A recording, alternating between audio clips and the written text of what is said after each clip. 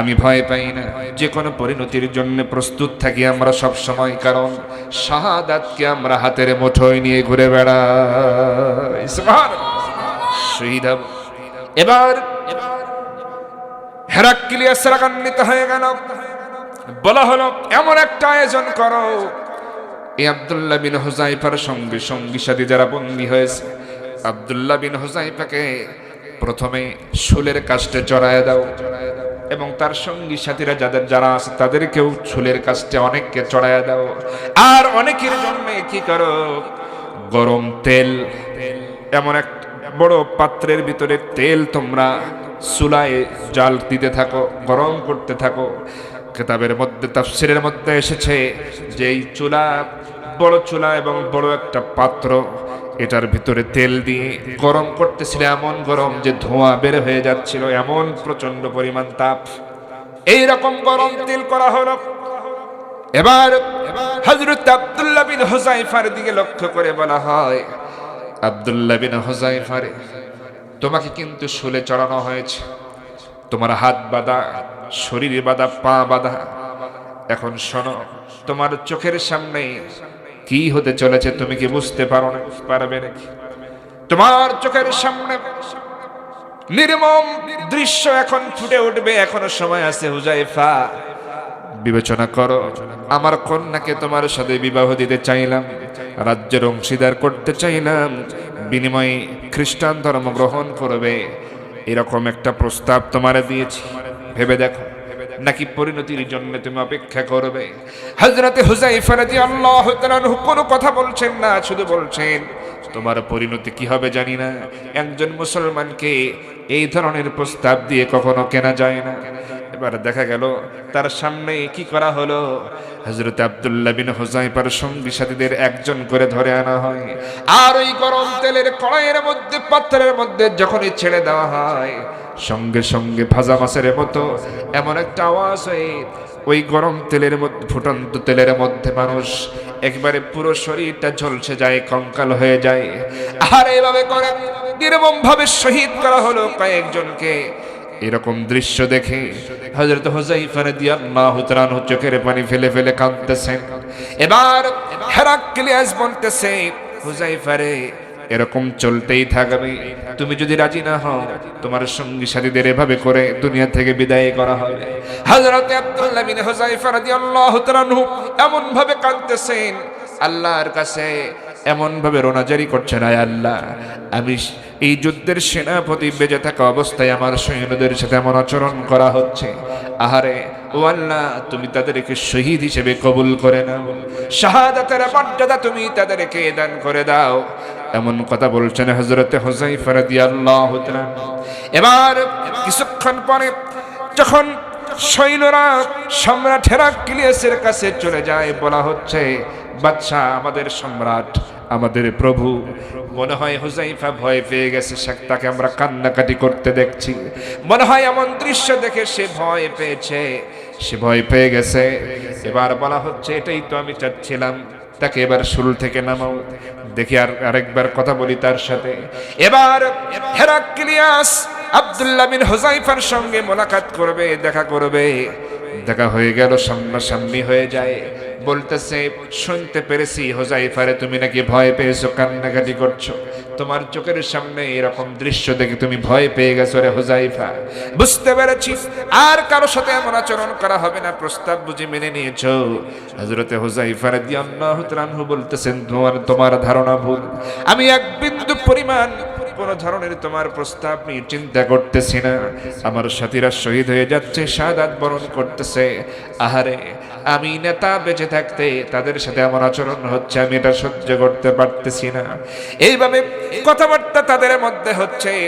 Heraclius বলতেছে, শোনো রে আব্দুল্লাহ বিন হুযায়ফা, তোমাকেও এখন এইরকম পরিণতি করা হবে, তোমার প্রত্যেকটা সঙ্গী সাথীকে গরম তেলের মধ্যে এরকম ভাজা মাছের মতো ভেজে ফেলা হবে, তোমাকেও তেলের মধ্যে দেওয়া হবে।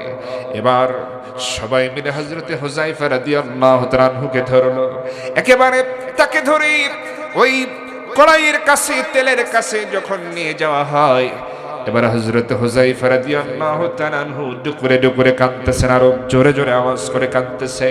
এবার সবাই মিলে সম্রাটের কাছে বলতেছে, সম্রাট আমাদের প্রভু হুযায়ফা তো আরো মনে হয় বেশি ভয় পেয়েছে, কারণ তেলের পাত্র তেলের কড়াইয়ের কাছে নিয়ে যাওয়া মাত্রই তার কান্না বেড়ে গেছে, অবশ্যই সে ভয় পেয়েছে।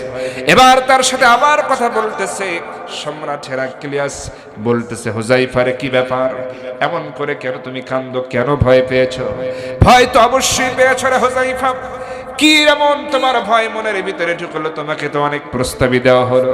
হযরত হুযায়ফা বলতেছেন, ও সম্রাট, ও হেরাক্লিয়াস, শুনে রাখো, আমি তো এইভাবে তোমার এই গরম তেলের ভিতরেই পড়ে আমি ভাজা মাছের মতো দুনিয়া থেকে বিদায় হয়ে যাব, এই জন্য আমি ভয় পাচ্ছি না, কান্না করতেছি না, তোমার ধারণা ভুল।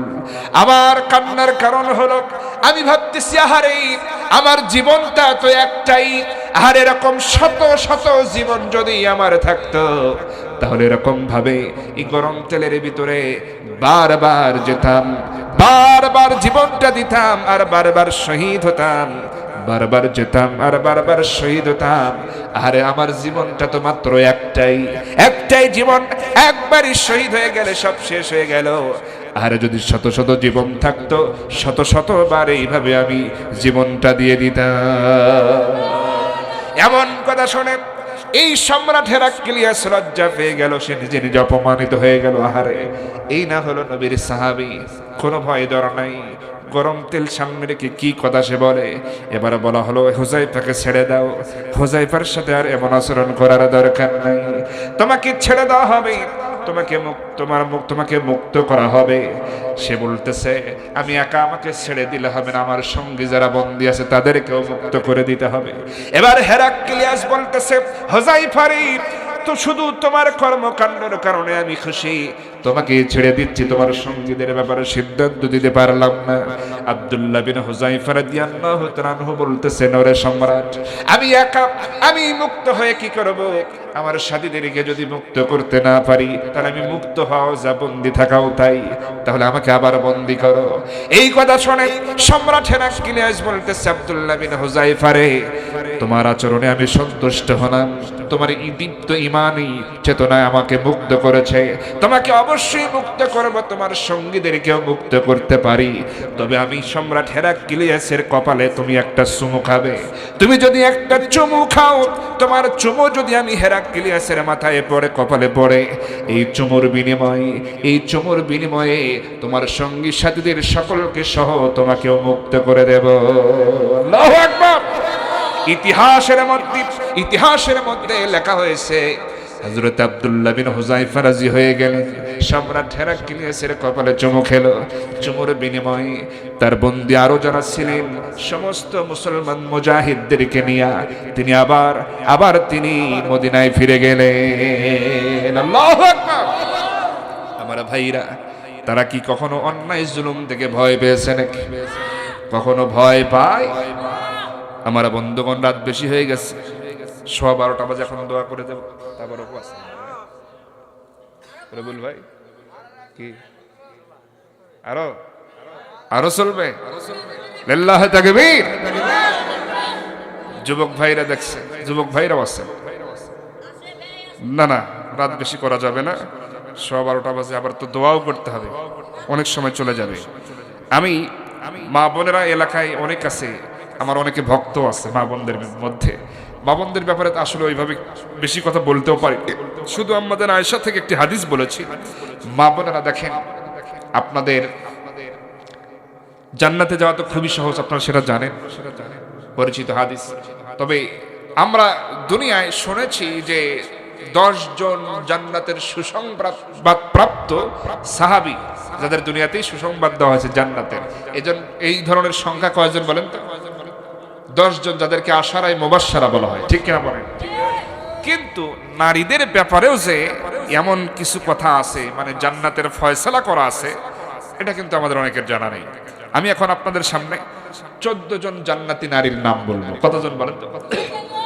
মা বোনেরা খেয়াল করে শুনবেন, 14 জন জান্নাতি নারী, যাদের সম্পর্কে আমাদেরকে অবশ্যই জানা থাকা দরকার।